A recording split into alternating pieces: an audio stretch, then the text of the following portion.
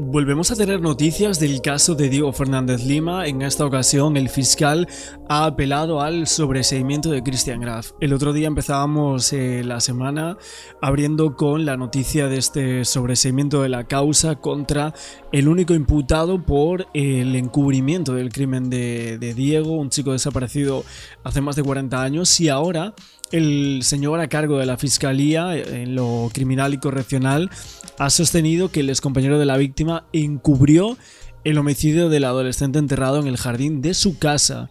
Así lo dice el fiscal Martín López, que en este caso este chico llegó allí a esa casa y allí lo mataron y lo enterraron. Y en el año 2025, cuando aparecen sus restos mortales, pues evidentemente lo que cree el fiscal es que este hombre encubrió este delito, ¿no? No sabe si porque él está involucrado o porque alguien de su familia lo estaba. Un delito autónomo en el cual solicitaron revocar este sobreseimiento para continuar con la investigación, y esta es la figura por la cual se le acusa al señor Christian Norberto Graf. Es cierto que el juez Alejandro Ligbach dictó ese sobreseimiento a favor de este hombre por encubrimiento agravado, supresión de evidencia, etc.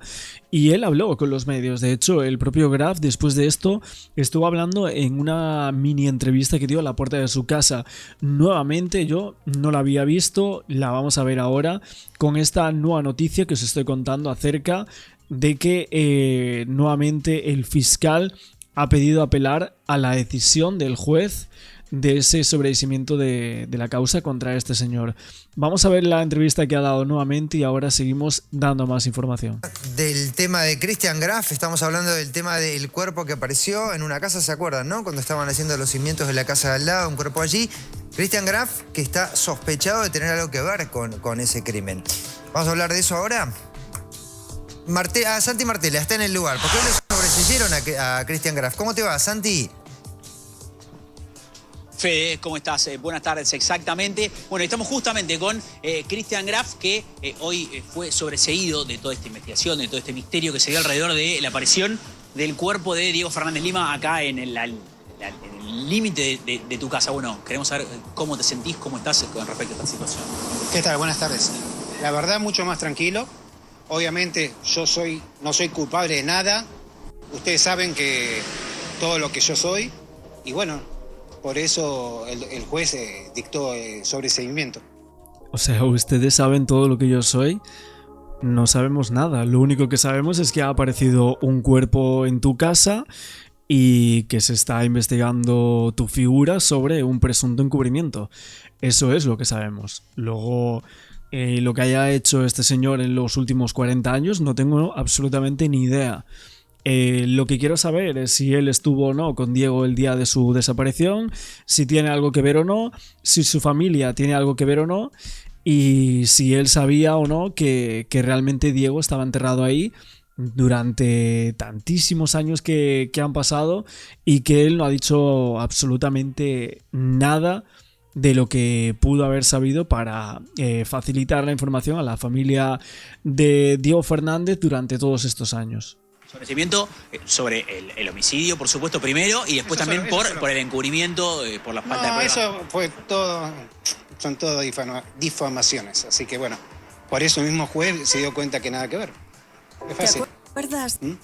¿Cómo fueron todos estos días de tensión, de nervios, de la presencia de los medios, de que se hablase? Bueno, a ver, difamaciones no son, o sea, hay un fiscal que de hecho la última noticia que tenemos es que está apelando esta decisión del juez, o sea, y evidentemente no sé por qué unos obreros iban a mentir en torno a las consideraciones que este hombre después de llegar del trabajo había dado para que se llevaran los restos, ¿no?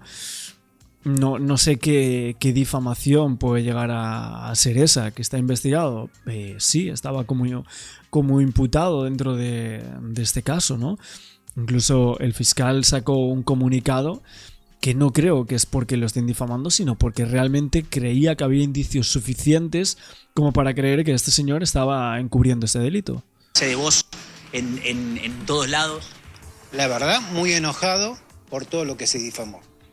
Mismo ustedes vieron de todas las acusaciones que se dijeron, que todas eran truchas, por decir así. ¿Entendés? Ese fue más que todo el enojo y cómo inventan cosas por tener una noticia. Ese es el enojo también nuestro. Vos, Pero realmente no se sabe absolutamente nada, ¿no? De qué pasó con Diego Fernández Lima. Al final ese es el problema, ¿no? Principal de todo esto, porque aquí el señor Christian Graf dice, bueno, es que se demostró que todo era mentira y demás. No, es que no se ha demostrado nada. Lo único es que como el hecho está prescrito, no ha habido una investigación en torno a la muerte de Diego, de ese joven de 16 años que desaparece un día de su casa y que no vuelve más, y que 40 años después aparece en su casa. Entonces es increíble, porque si este hecho, o sea, si Diego Fernández hubiese desaparecido hace 5 años o hace un año, estaría más complicado Christian Graf. Y esto creo que hay que decirlo. O sea, la suerte que tiene Christian Graf es que este hecho ha pasado hace 41 años. Porque si hubiese pasado hace 20, a lo mejor, bueno, no sé si hace 20, no sé cuándo prescriben este tipo de delitos, pero vamos a decir hace 9 años. Igual a día de hoy estaría más complicado este hombre. No sé si por encubrimiento o supuestamente por algo más. no conocías a Diego Fernández Lima. Fue compañero, como ustedes saben, de otra división cuando pasó eso. Del mismo colegio, pero no del mismo curso. Pero no tenían una relación de amistad. No, ya saben ustedes que no. Así que lo demás es todo bluff, todo inventado. Bueno, La pregunta. Oye, lo de que ya todo el mundo lo sabe, ya sabéis esto, ya sabéis lo otro, no sé, es que no se sabe nada. ¿Qué es lo que se sabe? Lo único que se sabe es que una persona que iba con este señor a la escuela aparece en el jardín de su casa. ¿Qué pasó entonces? ¿Qué crees que pasó acá? Listo, gracias, hasta luego. Bueno, ahí está. Gracias. Ahí está, la palabra de Christian Graf, cortito y contundente, después de haber sido sobreseído por el juez Litvak, ante fe de toda esta situación. Sí, imputado por el encubrimiento del crimen de Diego Fernández Lima. Recordemos, en esta casa está una casa al lado que está en construcción, que le empezaron a derribar, una casa en la que vivió Gustavo Cerati durante un tiempo, y cuando le empezaron a construir, en el límite, ¿sí?, en la pared lindera entre esta casa y la de Christian Graf, aparecieron restos humanos. Claro, cuando las personas Santi, que estaban trabajando en esa casa. se desmoronó un pedacito del jardín de la casa de los Graf, ¿no? Y ahí había... Bueno, y en cuanto a la resolución, en realidad se sabe en qué límite aparece el cuerpo.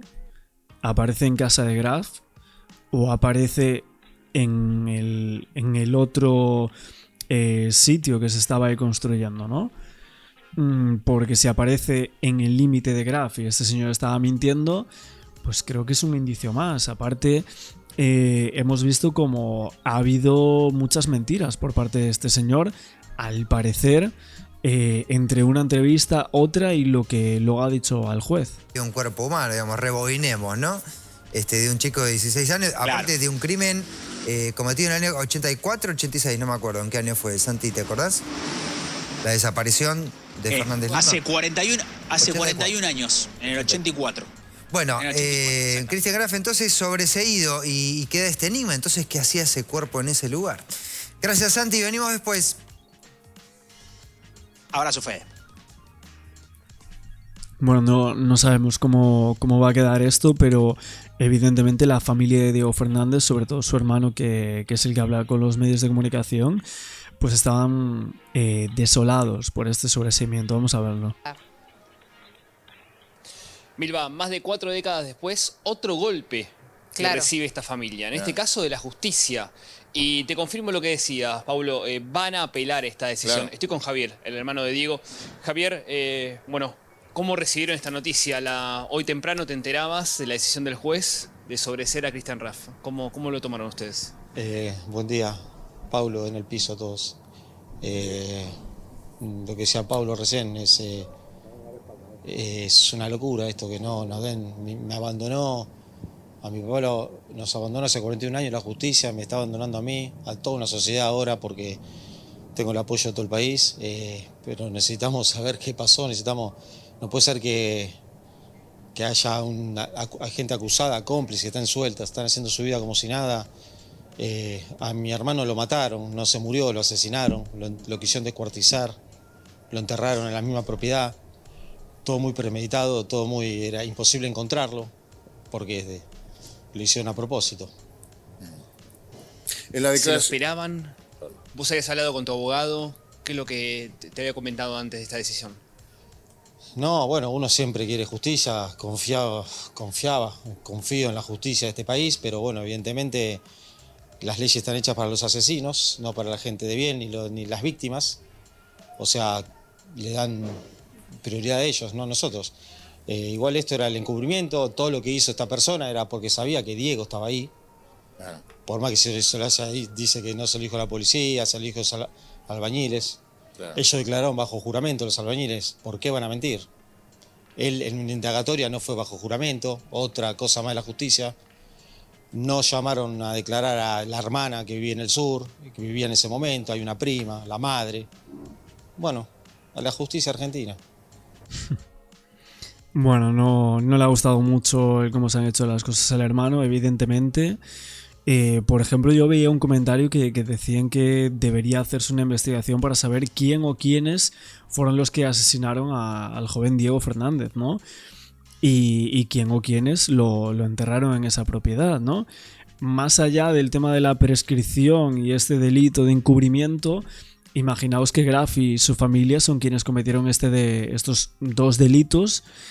Y aunque no pudieran ser condenados por la justicia, evidentemente iban a ser condenados socialmente. De hecho, el propio Graf socialmente ha sido condenado por alguna parte de la sociedad, vamos a decir, ¿no? Y obviamente la familia tiene derecho a saber la verdad de lo que ha pasado con ese joven, con ese hermano, con ese hijo y con ese sobrino, ¿no? Por así decirlo. Y es increíble porque no puede ser que lo haya enterrado en la casa de quien se supone que al parecer iba a visitar aquel día, ¿no? Porque además de ser compañeros de escuela, los habitantes del lugar no saben absolutamente nada o que no se hayan enterado es bastante complicado. Mucha gente decía que no le cabía duda alguna de la presunta culpabilidad de la familia Graf, pero que obviamente como no hay pruebas y no se investigó este delito, pues es bastante complicado poder afirmar esto con creces.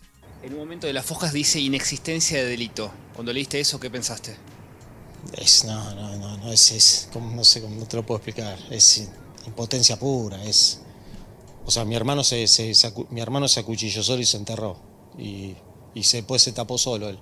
Javier, Germán, Milva, Paulo, los escucha Javier. en la indagatoria, Christian Graf lo niega a tu hermano. Dice, si bien fue al mismo colegio, no lo recuerda, no lo conoce, no lo vio nunca, no sabe andar en moto, no arreglaba moto. ¿Ustedes pudieron hacer algún trabajo de investigación, por llamarlo de alguna manera? ¿Qué es lo que saben ustedes como familia?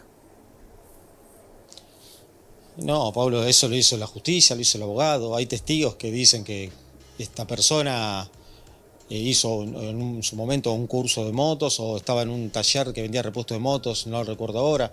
Está en la causa eso, declararon claro. bajo juramento esa gente. Claro. Que no lo conoce, nada, es lógico que hay una defensa atrás de esta persona. Todo muy macabro. Se rieron de nosotros 41 años, ahora se están riendo de todo el país.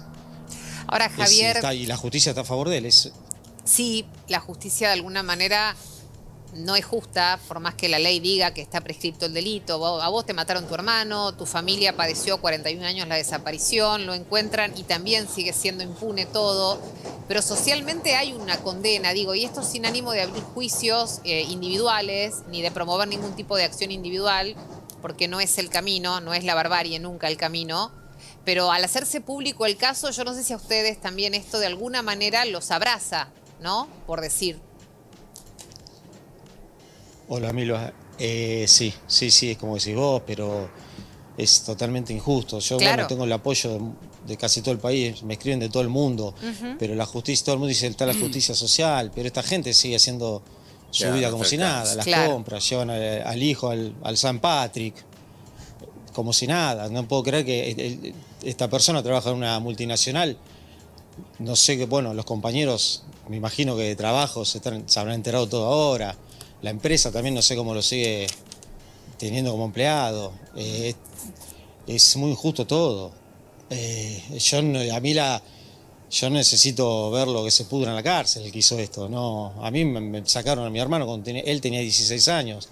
Decidieron sacarle la vida. La vida es lo más hermoso que tenemos en el ser humano. Y esta gente enferma se le ocurrió asesinarlo con 16 años. Jugaba al fútbol, estudiaba, sus amigos. A mí me arruinaron la vida. Yo de los 10 años que estoy arruinado. A ver, he visto también que en algunos comentarios de ciertas páginas de noticias había una persona en concreto que estaba defendiendo mucho a Graf y aparte colocándole como un mote que era el del jirafa, que supuestamente es un mote que tenía él de joven. Y hace unos días como que estaba diciendo que va a haber como unas demandas o algo así por parte de este señor contra medios de comunicación, etcétera, en la Argentina.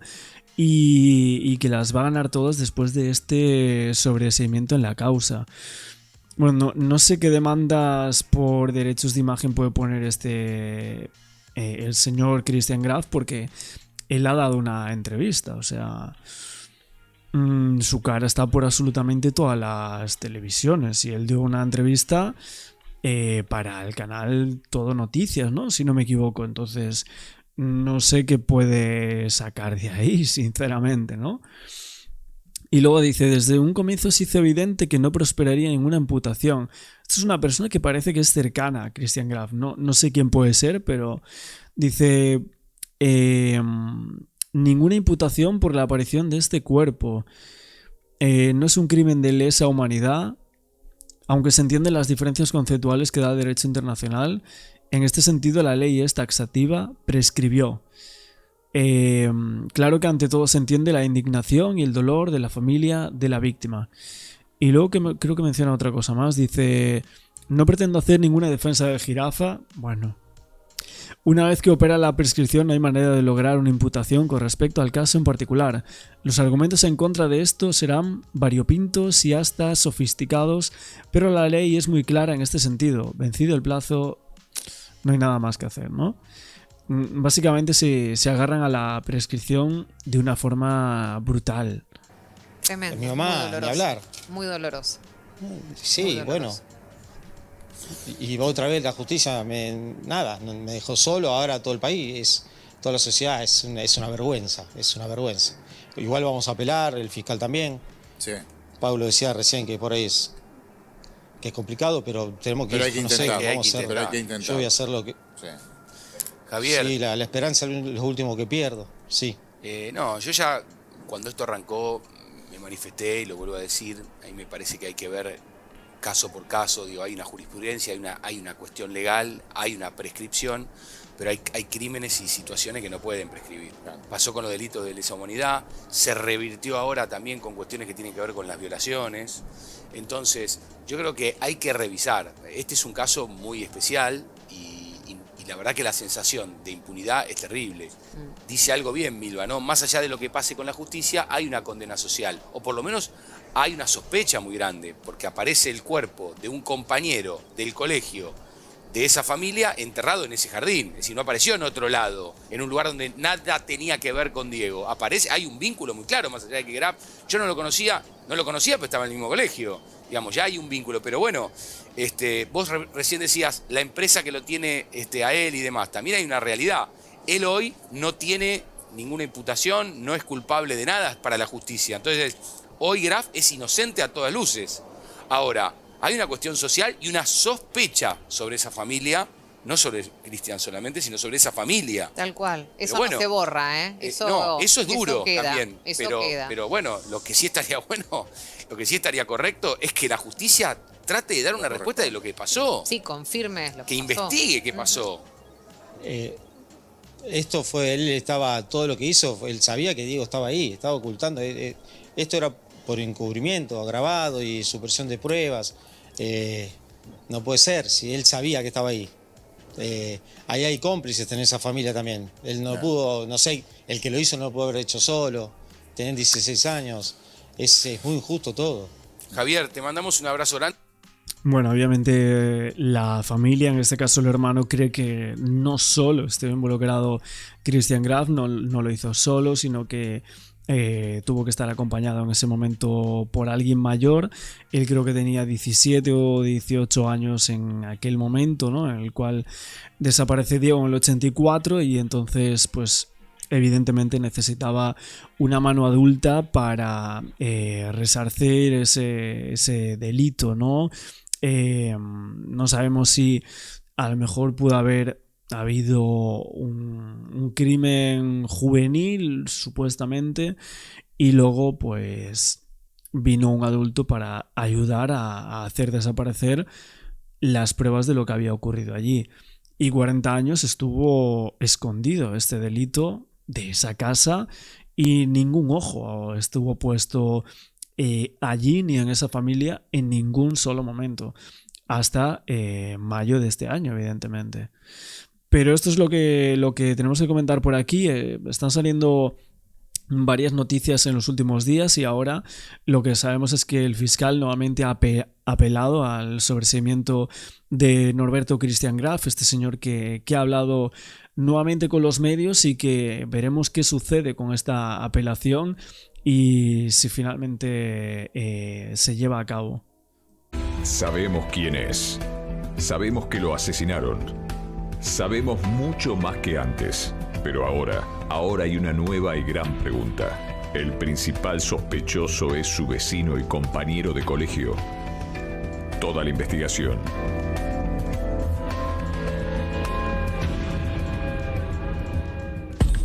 Sabemos que es Diego, sabemos cómo murió, pero aún no sabemos por qué. Y lo más importante, quién lo mató. La investigación del crimen comienza a girar sobre un ex compañero de colegio de la víctima. Se trata del hijo de la dueña de la casa donde fueron hallados los restos de Diego, al lado de la casa de Cerati. Christian Graf es el principal sospechoso. En 1984, cuando desaparece Cristian Fernández, en este edificio funcionaba la Escuela Técnica número 36. Y a este colegio no solo venía Diego, sino también Christian Graf, el hijo del dueño de la casa donde aparecieron los restos de Diego. Según los registros de la vieja ENET número 36, Fernández y Graf fueron compañeros de aula al menos en tercer año. Graf terminó de cursar en diciembre de 1984 y de Fernández solo existen las calificaciones del primer trimestre, el único que había llegado a completar cuando desapareció. Del colegio técnico a la casa de Diego por Avenida Combatientes de Malvinas hay 4 cuadras y unas 20 más para llegar hasta la de Graf, que está sobre Avenida Congreso al 3700. La víctima y el sospechoso eran algo más que compañeros de colegio. Además, ellos compartían una amistad ligada por la pasión que ambos tenían por las motos. Por eso se cree que es probable que en algún momento Diego pudiera haber venido a esta casa, la casa de los Graf, donde en el fondo estaban enterrados sus restos. Javier, ¿qué sentís? ¿Esta es la primera vez que viniste a esta casa? La primera vez, no puedo mirarla, estoy muy vacío en este momento, muchas preguntas. Estoy más tranquilo que ayer, estoy cayendo un poquito, porque bueno, me confirmó el fiscal que uno de los muchachos de acá era compañero de Diego del secundario. Gracias a Dios declararon todos los compañeros de Diego de ese momento, se contactaron a la fiscalía y declararon todo y bueno, afirmaron que era compañero de Diego.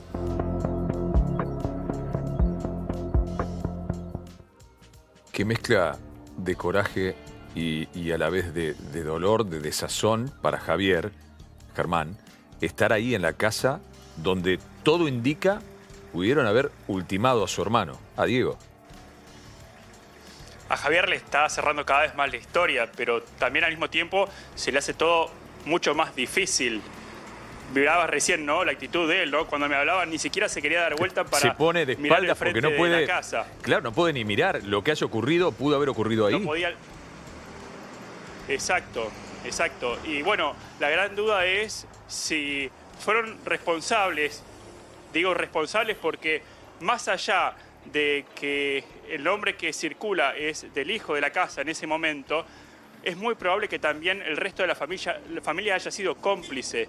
O sea, no se puede mantener un cuerpo en el patio de una casa debajo de 20 o 40 centímetros de tierra sin percibir el olor. O sea, nadie no pudo haber preguntado qué hay ahí, qué pasó. Bueno, por eso la justicia está investigando desde ese lado también, Rodi. Y si estás vamos un poquito parado, más allá, estás parado en Sí. la casa donde todo indica ocurrió. Empezás a caminar hacia la otra vivienda. ¿Cuál es la otra vivienda? La que habitó alguna vez Gustavo Cerati. Vamos a adentrarnos con nuestro dron a ese lugar. Este es el sitio.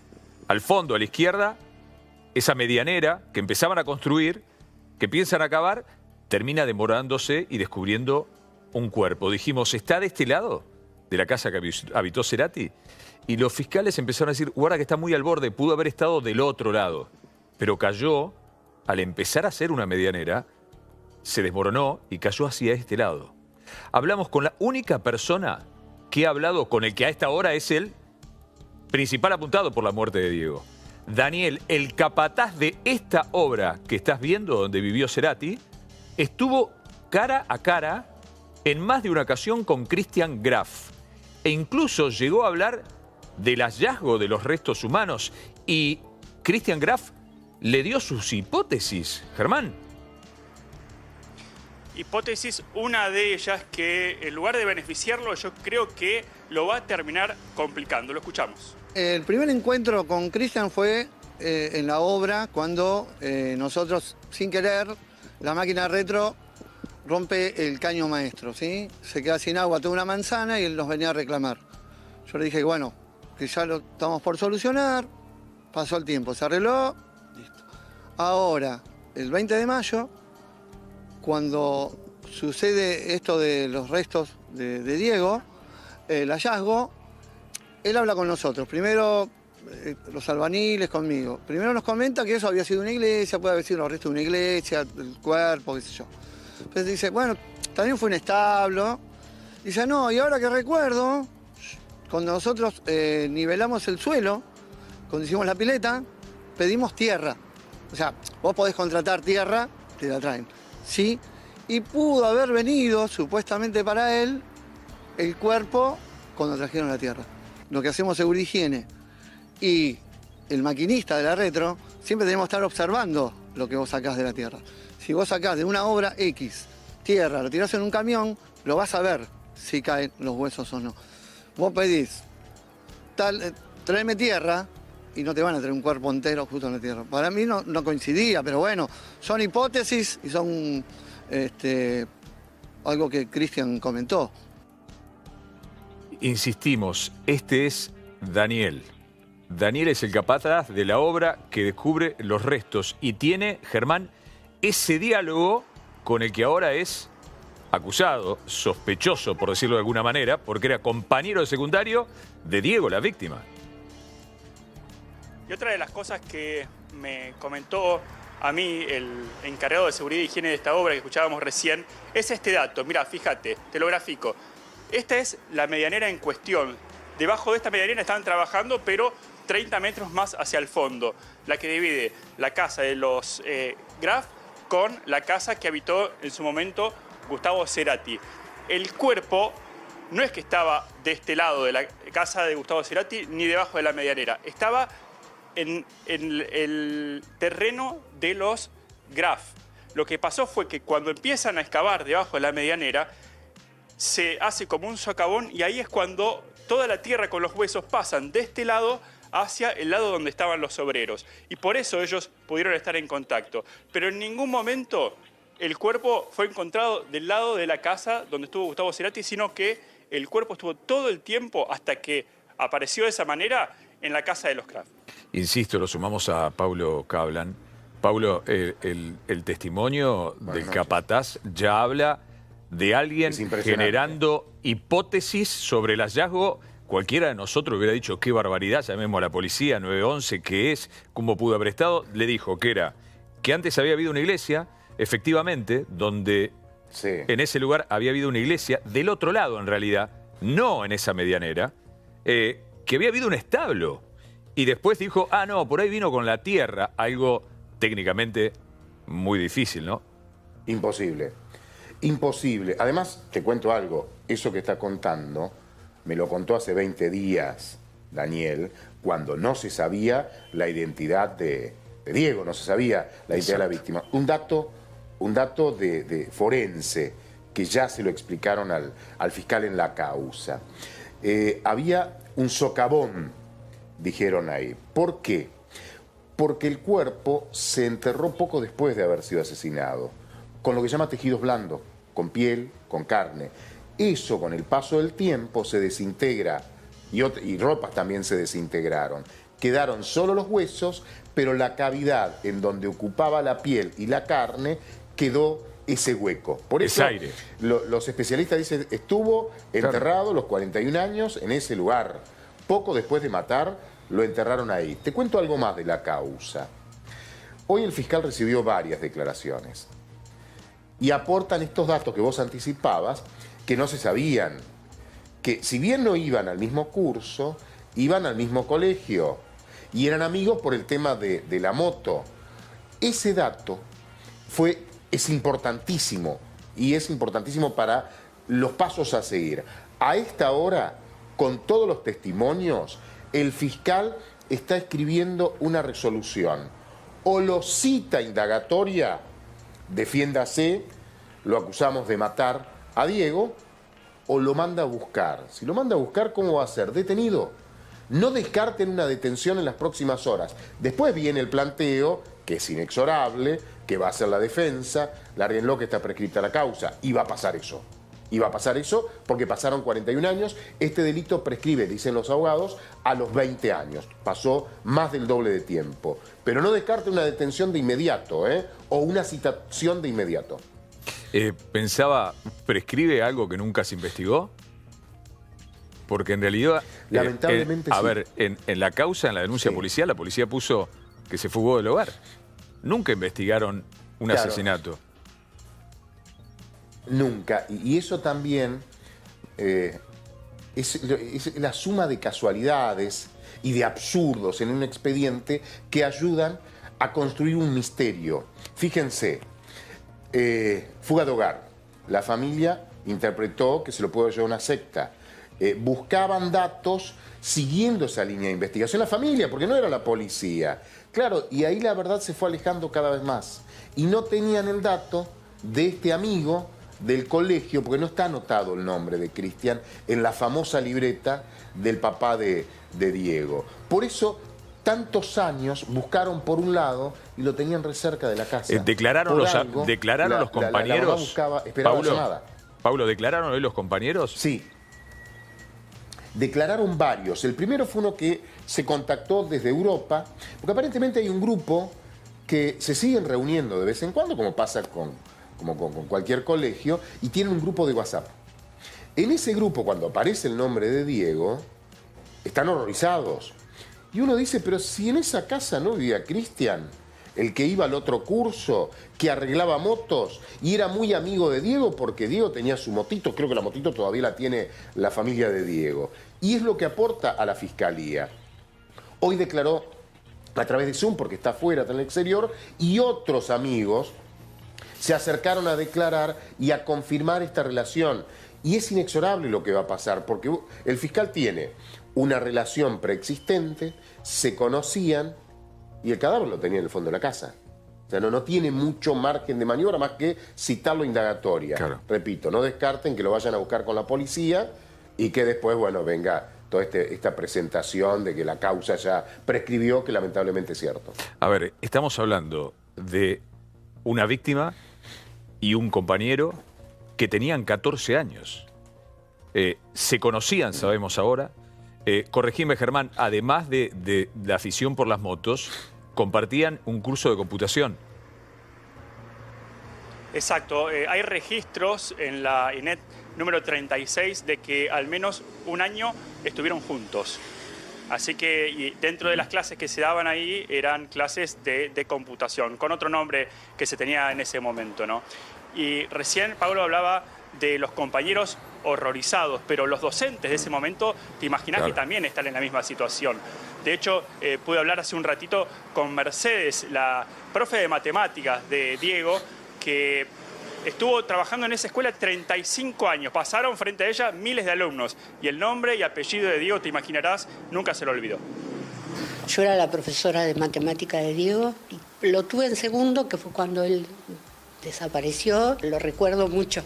Por eso, como había hablado ya, o sea, yo lo recuerdo por su desaparición. Pero él puntualmente un chico amoroso. ¿Cómo lo describiría? Muy simpático, agradable, charlatán. No le gustaba obviamente mi materia, que es matemática, pero bien.